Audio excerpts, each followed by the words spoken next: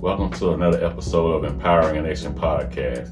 Today we're going to be talking about a special subject, and we're going to be focusing on 2 Chronicles 7 and 14, which reads that if my people that are called by my name humble themselves and pray. It seems to me that God has a certain group of people that are called by his name. And that always kind of, made me curious about what is the name of these people? Who are these people? So today we're going to just try to dive in. So I'm going to go ahead and just read 2 Chronicles 7 and 14. Then we're going to just dive into the name of his people and the name of some of his lands and some of the name of some of his apostles and people in the Bible. Let's see, can we make it make sense? Okay. 2 Chronicles 7 and 14. If my people which are called by my name shall humble themselves and pray and seek my face and turn from their wicked ways, then will I hear from heaven and will forgive their sins and will heal their land. So it's talking about the land, and it's talking about God's name and the name of his people. Some people like to use the name Jehovah as the name of God. And I think that's why it's so confusion about the name of God's people, because, people call themselves Christians. They calling God Jehovah. They calling the son Jesus. They calling his land Israel. And they calling the capital Jerusalem. But I think, as you'll see as we go along today, that God's name has a certain meaning, and it bears his lands and it bears his people. So let me just give you some examples. We have a scale here, and it basically shows the scale of Yah and his lands and the people under him. The Father's name, we just use an abbreviation called Yah. The name of his son is called Yahshua. You'll start to see a pattern. Just stay with me. The Father name, the Creator, is called Yah. His son name is called Yahshua. His people are called the Yahudim. I know a lot of y'all haven't heard that in the Christian church, but as we go along, you'll see it makes sense now when 2 Chronicles say, if my people that are called by my name. Okay, the Father's name, the Creator, is Yah. His son's name is Yahusha. And his people name is called the Yahudim. And to go even further in the Hebrew, the land that we call Israel is called Yasharal. And the capital that we call Jerusalem is called Yarusalam. Now you see how everything lines up and it has a pattern. It makes more sense now in 2 Chronicles 7 and 14 when it says, my people that are called by my name. Also, we can go a little further down the rabbit hole, because when they translated this Bible, they didn't have a J in the translation. So we still don't know how they got the name Jesus or Jehovah, when in the Hebrew there's not even a J to translate. Hey, but that's just another episode. So right now, if you notice, some of the people named in the Bible, they also bear that same name, Yah.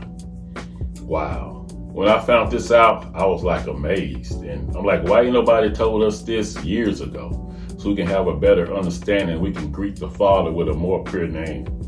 To give you some examples, some of the names in the Bible with that title is Hezekiah, Jeremiah. They took the Y out and replaced it with an I in the translation, so you won't pick up on it.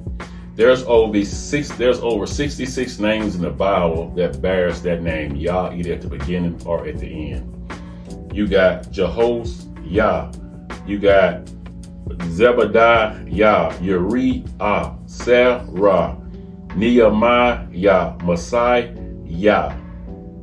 Goror, Isaiah. It goes on and on. There's 66 names in the Bible that bear that ending or that beginning that says Yah. I'm like, wow, that's even more confirmation that we got the name more right or more closer to the name. That way, again, in 2 Chronicles, when it says my people that are called by my name. And I always wondered, well, you got Christians, Christianities, Seventh-day Adventists, Baptist, Methodist, Presbyterian. You got so many denominations and names.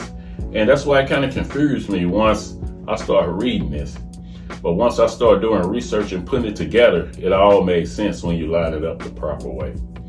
I know some of y'all still ain't convinced yet, but just to keep going further down the rabbit hole, don't you know we've been saying God's name all our life when we go to church?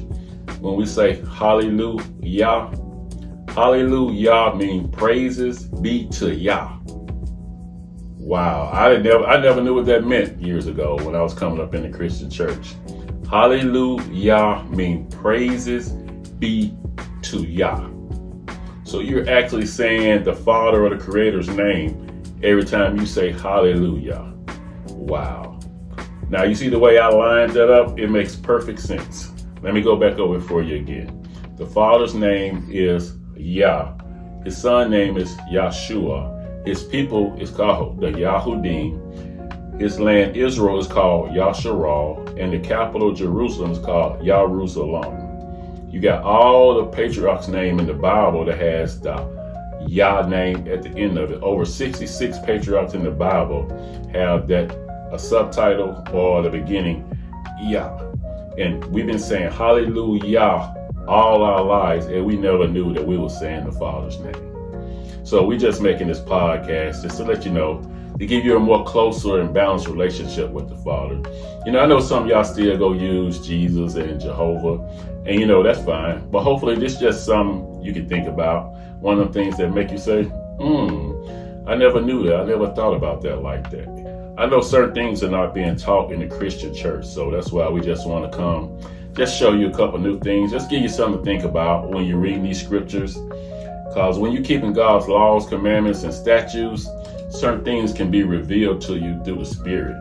And that's all we're trying to do. We all got to leave here one day, and we just want to make sure we serve the Father in truth and in spirit.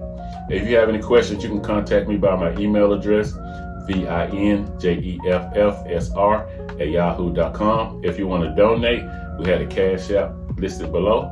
And also, as we always say, love your brother and your sister as you love yourself. Till next time, family. Peace.